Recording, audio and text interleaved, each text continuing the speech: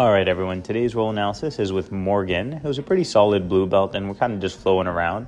I thought this was a really good round to capture and voiceover because you get a chance to kind of see quarter guard in action. The nice thing about quarter guard and half guard is that typically when you sweep, you'll get the pass also. And how can you say no to 5 points in a competition? I'm always trying to funnel the guy to a knee cut. You can see I use that little hook on the inside. And again, I'll use that hook and I'll draw him into a knee cut.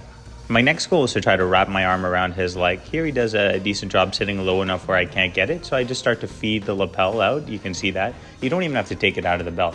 Even though he passes me, I'm still able to later bite over his foot. But because I already have the lapel, which I tighten there, it's easier to sweep. I'm going to rock just because he had a solid base. And I always get the pass right after, which is really nice.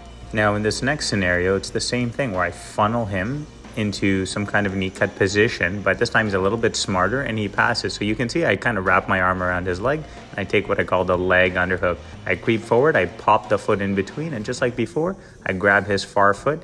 And now watch how I walk him to the center. It makes it so much easier to peel that foot, and I clear to pass. When you pass right off the sweep, your opponent will always have less time to build a guard. Number one, I feed the lapel, and when he grabs my sleeve is the best opportunity for me to grab his sleeve. From here, I could just buck him and come on up, but I like to bring my opponent down to the knees, triangle both of their legs, and kind of do a hip bump type sweep, which again was going to allow me to work and get the pass right after. Check out this snippet from my BJJ Fanatics course. Kind of like a butterfly wing where it opens and takes some weight off, and I pull it back. But you see how it's still up in the air? Yeah. Exactly. I'm going to bite and triangle my legs. Oh man.